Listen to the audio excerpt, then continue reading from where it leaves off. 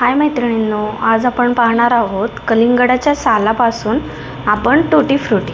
चला तर मग तयार करूया। आधी आपण सर्वप्रथम कलिंगडाचा वरचा भाग काढून घ्यायचा आहे। त्यानंतर त्याचा खालचा जो काळा भाग असतो तोही काढून घ्यायचा। आपल्याला मधला भाग हवाय की जो पांढरा आहे त्याच्या अशा बारीक बारीक चकत्या करायच्या।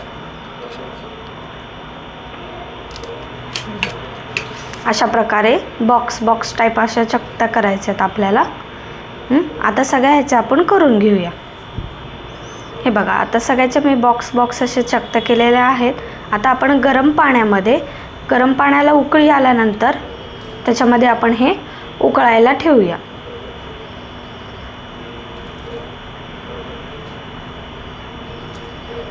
एक 10 मिनिटं ह्याला आपण एक चांगलं मंद आचेवर शिजवणार आहोत।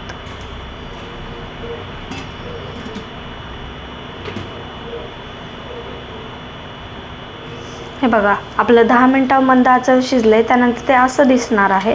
आपण ते चेक करण्यासाठी असं दाबून बघायचं, हो शिजलेलं आहे।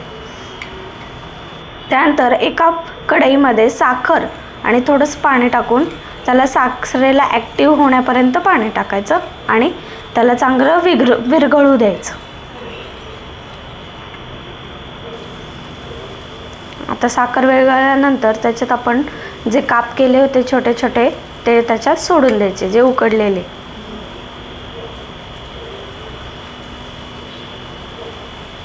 त्यानंतर त्याला पूर्ण आपण हलवून घेऊया साखरेमध्ये। साखरे पूर्ण त्याला कोटिंग झालं पाहिजे, असं करूया।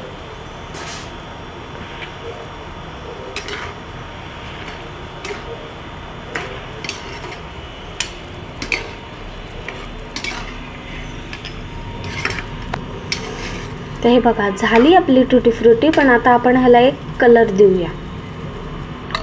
हे बघा, असं छानपैकी शिजवू द्यायचं। ती साखर त्याच्यात मुरू द्यायची पूर्णपणे आणि गॅस बंद करून टाकायचा।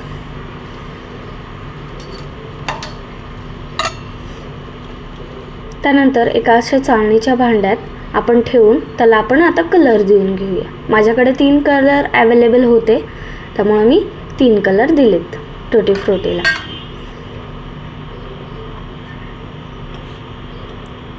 हिरवा, लाल, केशरी जो काही कलर आहे तुमच्याकडे तो कलर तुम्ही देऊ शकता।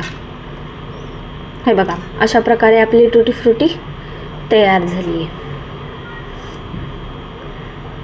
माझ्याकडे 3 कलर होते, सो मी 3 कलर दिलेले आहेत। किती सुंदर दिसते पाहताय ना।